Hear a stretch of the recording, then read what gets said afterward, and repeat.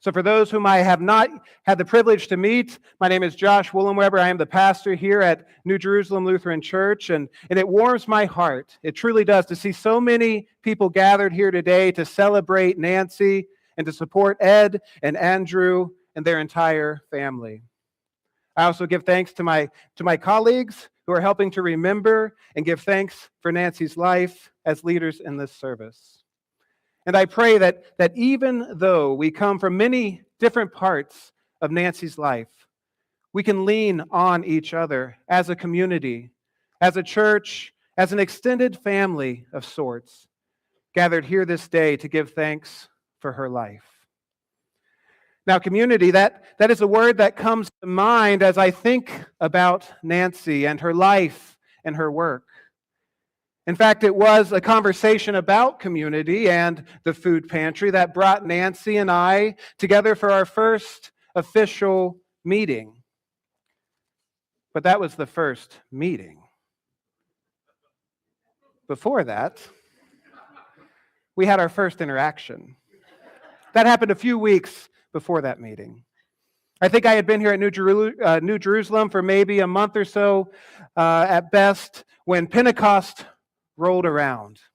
And as was my custom, I wore my bright red Chuck Taylor sneakers, something I had been doing for several years. After all, as a Lutheran pastor who wears mostly black clerics, you got to find some way to show a little red as we celebrate and remember the Holy Spirit. So there I was, standing in that narthex back there, greeting people as they came up the stairs. When Nancy came up that morning, we greeted each other, and I noticed she looked me up and down. And in that questioning yet thoughtful way of hers, she says, "Red sneakers, huh? That's an interesting choice." And she walked right in. That's when I knew that we were going to have a great time together. And we did. We truly did. For the next 2 years, we worked together through pantry efforts, and we shared theological conversations after classes and Bible studies. And sometimes she would share her thoughts on sermons that I gave, whether she agreed or disagreed with them. But we had great conversation. And in every conversation, it was Nancy's servant heart that shone through. She was always asking and wondering and questioning, how does this matter? How does this help people? How does this God and God's creation? Questions that I think someone like Nancy would naturally ask as I got to know her and her history. After all, she had many roles. She spent time doing many things. She was a journalist, a social worker, an author, a professor, community organizer, social justice advocate. She was someone who at one point in her life even considered going to seminary herself. It was clear she loved God, and she loved the people that God placed around the community tirelessly, right no longer had the strength to do so. And even now she continues to serve. As you may have noticed, Nancy's body, it is not with us this day. In one final act of generosity, it now rests at Walter Reed Military Medical Center, where she helps to equip future generations of service members to go out and to do good in this world. Today, as we gather to remember and to memorialize Nancy, we give thanks for a loving wife. Ed and Nancy spent 57 years together. We give thanks for a caring mother to Andrew and Michael. We give thanks for a sister, an aunt, a friend, a colleague, to so many of us here. And so the question becomes, how do we possibly put into words all that this saint, all that Nancy has done and had done in her life? So rather than risking leaving something out, because surely not want that, I don't think, I want to root our remembrance today in the gospel. Specifically, Jesus' Sermon on the Mount, which we just heard, where he shares the Beatitudes with his disciples. Now, those of you who joined us in our last book study, I see some of you here. You know that Nancy took particular interest in Dietrich Bonhoeffer's understanding of those Beatitudes. In that study, we learned that Bonhoeffer challenges us to hear these words, not just as blessings for those out there, those who we're going to serve, like the meek and the poor and the downtrodden, but Bonhoeffer challenges us to hear them as a description of what disciples of Jesus, you and I, can expect as we follow him. And for Nancy, this was quite intriguing. Perhaps, and I think because it was exactly the life that she had seen and experienced in her own journey of faith. Jesus begins, "Blessed are those who mourn, for they will be comforted." Now, mourning, that's a powerful word for us here today. We mourn and we are saddened. We grieve someone who meant so much to each of us. And Nancy knew mourning and sadness and grieving well herself. The loss of her son, Michael, the loss of her parents, the grief that comes with witnessing and experiencing sickness and injustice and suffering, not only in her personal life, but also in all that she witnessed in the world around her. Yet notice, with this reminder from Jesus, Jesus offers a blessing as well. He promises comfort. Comfort that comes from God and comfort that comes through community. Nancy, I know, witnessed and received that comfort from so many of you gathered here today.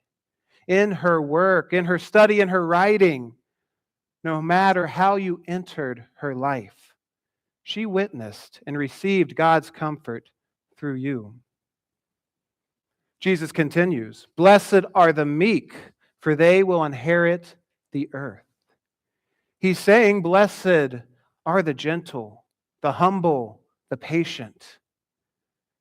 Nancy embodied this as well. Though she had a sharp and delightful wit, her life was marked by humility and service. Jesus says the meek will inherit the earth, and in many ways I think that Nancy did. Maybe not through wealth or possessions, but through the gift of God's presence as she ministered and she walked with countless people in this community and in the various circles that she operated in. Next, we hear, "Blessed are those who hunger and thirst for righteousness, for they will be filled." Righteousness, it matters. It mattered deeply to Nancy. We saw it in her work at the pantry. We saw it in her tireless efforts to tell truthful and historically accurate accounts of the past, especially when history had been misinterpreted or forgotten. Jesus tells us that righteousness is meant to give us life. And even amid struggle and sickness and pushbacks, Nancy lived a life that was fulfilling in many, many ways.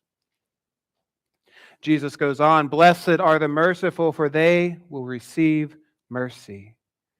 Mercy given and mercy received. Love shared and love returned. Nancy gave so much of herself. She gave so much to countless groups and organizations, to her family and friends, to her beloved community. And the blessing that Jesus reminds us of is that this mercy and the love that is shared, it will be received. And judging by the numerous faces that fill this church this morning, she was deeply loved in return. And we can celebrate that she knew that and that she felt that love. Then we hear, "Blessed are the pure in heart, for they will see God. And blessed are the peacemakers, for they will be called children of God." Throughout her life, Nancy strove for peace in her work, in her relationships, in her faith. Through that striving, many came to know God. Many came to see God at work among them. The title of child of God is one that she lived into in all that she did. And although I know that she was not baptized a Lutheran, I do think that she would have made Luther very proud because she lived daily into her baptismal call to serve God and all God's people, to advocate for them, to speak truth to power, to right the wrongs as she saw them in this world. Finally, Jesus says, "Rejoice and be glad, for your reward is great in heaven." Rejoice and be glad. I think this last stanza is something we need to hear today. Rejoice and be glad. Nancy has run the race. She has answered God's call in the way Jesus laid out before her. And today, even through tears, we can celebrate. Even though our hearts hurt and there is a serious void, we can trust and know that the promise of God is there and that she rests with God. We trust in the resurrection promise that death does not have the final say. The promise that one day we will join her again. Until that day, though, let us answer Christ's call as Nancy did, finding blessing in humility and justice and mercy and love, striving to be peacemakers and living as children of God, until we too rejoice and be glad in a reward that is greater than all things, as we too will rest in God's warm embrace forevermore, as Nancy is this day.